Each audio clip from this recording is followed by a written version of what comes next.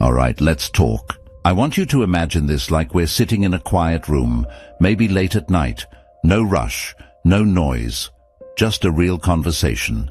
No shouting, no hype, just truth. Today, I'm not talking about grades, certificates, or people who use big words to sound smart. I'm talking about real intelligence, the kind you notice in everyday life, the kind psychology keeps pointing at again and again. Because here's something most people don't know. Very intelligent people often look weird. Not dramatic weird, just different.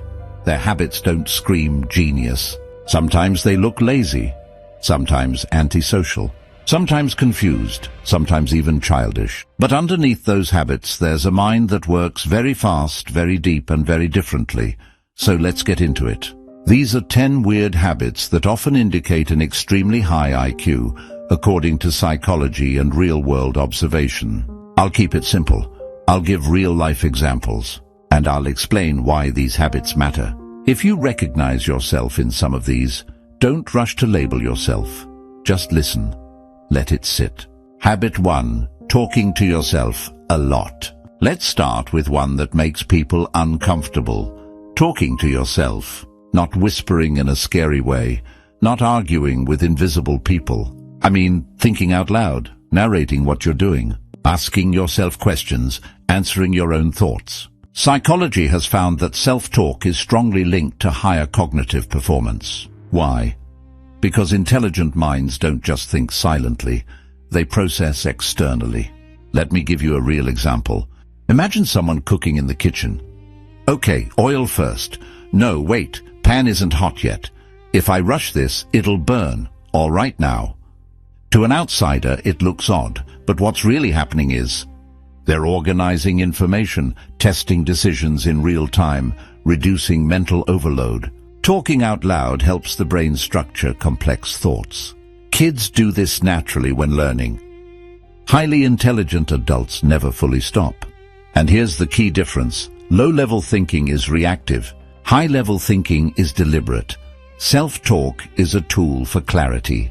That's why many brilliant people, writers, engineers, philosophers, are known for pacing around rooms, mumbling ideas, or rehearsing conversations that haven't happened yet. They're not distracted, they're thinking deeply. Habit 2, being comfortable with boredom. This one is very misunderstood. Highly intelligent people can sit alone. No phone, no noise, no constant stimulation, and they're fine. They don't panic when there's nothing happening. In fact, psychology shows that high IQ individuals tolerate boredom better than average. Why? Because boredom is not empty for them. When most people are bored, their mind feels blank and uncomfortable. They need distraction. But intelligent minds use boredom as a launch pad. They start thinking about random ideas, old memories, hypothetical situations, problems they never finished solving. That's why some people stare out of windows for long periods, lie on the bed doing nothing, take long walks without music, and still come back with insights. Their mind entertains itself. In real life, this often looks like laziness. Someone might say, you just sit there all day. But inside, that person might be connecting ideas, simulating future outcomes, reflecting on patterns in life. Boredom is painful only when your inner world is empty. For highly intelligent people, it's often the opposite. Number 3, asking uncomfortable questions. This habit gets people in trouble. Highly intelligent people ask questions that interrupt conversations, challenge assumptions, make others defensive. Not because they want to argue, but because their brain refuses shallow answers. Example, everyone is saying, that's just how life is. And one person quietly asks, but why does it have to be that way? That question alone can make a room uncomfortable. Because most people live on borrowed beliefs, cultural rules, family opinions, social norms. Highly intelligent minds instinctively test those beliefs. They want to know, where did this idea come from? Does it actually make sense? What happens if it's wrong? In psychology, this is linked to epistemic curiosity, the desire to understand truth. not just information. That's why intelligent people often sound skeptical, doubtful, overly analytical. But they're not trying to be difficult. Their brains simply won't accept, because that's how it's always been. Habit 4. Overthinking simple things. Let's be honest. This one feels like a curse. Highly intelligent people overthink messages before sending them, conversations after they happen, decisions that others make instantly. A simple text like, "Okay," can trigger, "What did they mean by that? Are they annoyed? Did I say something wrong?" Psychology connects this to high mental simulation ability. In simple terms, their brain can run many scenarios at once. They see multiple interpretations, possible consequences, hidden meanings. While others see one path, they see 10. This doesn't mean they're anxious by nature, though anxiety can develop. It means their mind is predictive. They're constantly modeling reality. In real life, this makes them careful decision makers, deep planners, emotionally observant. But it also makes rest difficult, because turning off a powerful engine isn't easy. Habit 5. Enjoying solitude more than socializing. This one is often mistaken for arrogance or antisocial behavior. Highly intelligent people often prefer one-on-one conversations, small groups, being alone with their thoughts. Not because they hate people, but because most social interaction is cognitively draining for them. Think about it. Small talk requires pretending interest, following social scripts, filtering honest thoughts. For someone who thinks deeply, this feels exhausting. Psychology shows that high IQ individuals gain energy from solitude, not crowds. In solitude, their mind relaxes, ideas flow freely. They process emotions properly. That's why many intelligent people cancel plans last minute, disappear for days, need long recovery time after social events. It's not disrespect, it's self-regulation. They need silence the way others need noise. 6. Switching between interests very fast. This one confuses people. Highly intelligent individuals often obsess over a topic for weeks, learn everything about it, then suddenly drop it and move to something completely different. Psychology links this to high openness and rapid learning curves.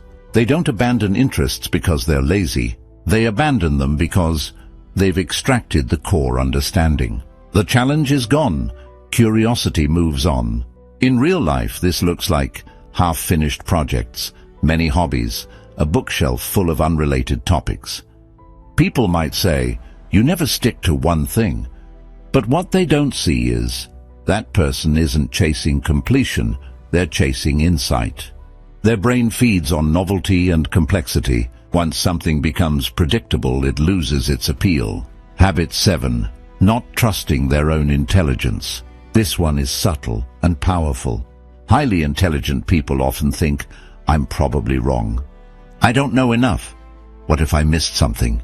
Psychology calls this intellectual humility. The smarter you are, the more you realize how much you don't know. That's why they hesitate to speak. They downplay achievements. They avoid claiming certainty. Meanwhile, less intelligent individuals often feel very confident. This is known as the Dunning-Kruger effect.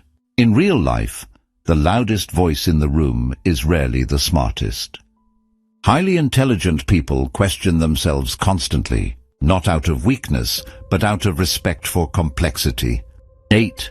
Feeling older than their age. This one hits deep. Many highly intelligent people feel emotionally older, mentally heavier, out of sync with their age group. They might be young but feel tired of shallow goals. They might avoid drama early. They might carry responsibility too soon. Psychology suggests that high intelligence often comes with early awareness. They see how systems fail, how people lie to themselves, how temporary things really are. That awareness accelerates emotional maturity. In real life, this can feel lonely, because while others are enjoying surface-level life, intelligent minds are already asking, "Is this all there is?" Habit number 9. Laughing at dark or absurd humor. This one surprises people. Highly intelligent individuals often enjoy dark humor, irony, absurd jokes, wordplay. Psychology links this to advanced abstract thinking. To understand dark humor, you need to hold conflicting ideas at once, separate emotion from logic, see layers of meaning. That's why some jokes make others uncomfortable, seem inappropriate, or go completely over people's heads. It's not cruelty, it's cognitive complexity. Their brain sees patterns where others see chaos. Habit 10. Feeling misunderstood most of the time. This is the quietest habit, and the most painful. Highly intelligent people often feel people don't get them. Their ideas are simplified or ignored. Their intentions are misread. Not because they're superior, but because their inner world is hard to translate. They think in layers. They feel in nuance. They speak in compressed ideas. So when they try to explain themselves, something gets lost. In real life, this leads to silence, withdrawal, selective expression. They learn to speak less, not because they have nothing to say, but because saying it properly takes too much effort. Now here's the important part. Having these habits doesn't automatically make someone intelligent. And not having them doesn't mean someone isn't. But psychology keeps showing us this pattern. High intelligence often looks strange from the outside. It's quiet, it's internal, it's misunderstood. And if you recognized yourself in several of these habits, I want you to sit with that. Not as an ego boost, but as an explanation. Because many people grow up thinking something is wrong with them, when really their mind just works differently. Let's keep going deeper into what this means in real life, how it affects relationships, work, purpose, and why many intelligent people struggle silently without realizing why. All right, let's go deeper now. Slower, quieter, more honest. Because once you understand the habits, the real question becomes, what does living with this kind of mind actually do to a person? This is where Carl Jung comes in. Jung believed that intelligence isn't just about thinking fast. It's about seeing beneath the surface, about noticing patterns in the psyche, symbols in behavior, shadows in ourselves and others. And people who do that naturally often feel like outsiders in a world that rewards speed, noise, and certainty. So let's talk about what happens inside someone with a very high-functioning mind. Why highly intelligent people often feel disconnected from life. Jung talked a lot about something called individuation. In simple words, individuation is the process of becoming your real self, not the version shaped by society, family, or fear. Here's the problem. Highly intelligent people start individuating too early. While others are busy fitting in, chasing approval, and copying social scripts, intelligent minds are already questioning. Why do I want this? Who decided this matters? Is this really me? That early questioning creates distance, not superiority, distance. You're present but not fully absorbed. You're participating, but also observing yourself participating. It's like living life with one foot inside and one foot outside, and that can feel deeply unsettling. Jung warned that every strength has a shadow, so let's be honest about the darker side of a highly intelligent mind. Not to scare you, but to integrate it, because what you don't integrate controls you. 1. Paralysis by analysis. When you see too many possibilities, choosing one feels like a loss. So you wait and think some more. Opportunities pass not because you're incapable, but because your mind wants certainty in an uncertain world. Jung would say this is the mind avoiding the risk of becoming. 2. Emotional isolation. When you feel deeply and think deeply, shallow connections feel empty. But deep connections are rare, so you end up alone. Not because you want to be, but because you haven't found minds that can meet you where you live. This creates quiet loneliness, not dramatic loneliness. The kind that sits next to you while you function perfectly. 3. The burden of awareness. Ignorance really can be bliss. When you see manipulation, self-deception, and unconscious behavior everywhere, it becomes hard to relax into life. You notice. why people act the way they do, what they're avoiding, what they're projecting. And eventually, you start noticing it in yourself too. That level of awareness is powerful, but heavy. Jung said, "No tree can grow to heaven unless its roots reach down to hell." Intelligent people often live closer to those roots. Why intelligent people struggle with normal success? Here's something no one prepares you for. Many intelligent people fail at traditional success, not because they're incapable, but because they're misaligned. They don't just want money, status, titles. They want meaning. If a job feels pointless, their soul resists it. If a goal feels hollow, motivation disappears. This is why you see brilliant minds, underemployed, switching careers often, burning out early. Their psyche refuses to trade depth for comfort. Jung believed that ignoring your inner calling leads to neurosis, depression, anxiety, numbness. Not because something is wrong with you, but because you're living someone else's life. Here's why highly intelligent people are drawn to psychology, philosophy, and self-improvement. This isn't random. These fields answer questions like, who am I really? Why do I suffer? How do I live truthfully? Intelligent minds crave coherence between inner life and outer life. They don't just want to function, they want to understand. That's why many intelligent people become deep thinkers, seekers, inner explorers. Jung would say they are responding to a call from the unconscious, a need to integrate the mind, emotions, and meaning into a single whole. How to live well with a highly intelligent mind. This part matters, because intelligence without wisdom becomes self-destruction. So here are grounded, practical ways to live with your mind instead of fighting it. 1. Build a relationship with solitude. Stop seeing solitude as a flaw. Use it intentionally. Journaling, walking, thinking without distraction. Solitude is where your mind organizes itself. But don't isolate completely. Isolation hardens. Solitude clarifies. 2. Learn emotional expression, not just analysis. High intelligence often means strong emotions that get trapped in thought. Practice naming what you feel, letting yourself feel without explaining it, expressing emotion without intellectualizing it. Feeling is not weakness, it's integration. 3. Choose depth over speed. You don't need to move at society's pace. Take time, think deeply, build slowly. Your power comes from precision, not urgency. 4. Find your intellectual tribe. You don't need many people. You need one or two who understand nuance, enjoy deep conversations. Don't rush your thoughts. These connections heal years of feeling misunderstood. The final truth, and this is where Jung would smile, high intelligence isn't a trophy, it's a responsibility. You see more, so you feel more. So you're called to live more consciously. If you don't, the mind turns inward and eats itself.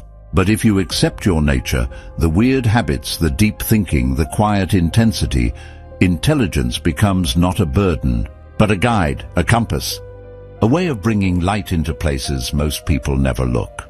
Jung believed that the people who struggle the most internally are often the ones meant to change the way others see the world, not loudly, not dramatically, but through depth, insight, and truth. So if you've ever felt too much, too deep, too different, you're not broken, you're just wired for a level of awareness that demands a different way of living. And once you stop trying to be normal, you finally start becoming whole. If this resonated, sit with it, let it work on you quietly. And when you're ready, we'll talk about how to turn this kind of mind into purpose, peace, and real impact, without losing yourself in the process.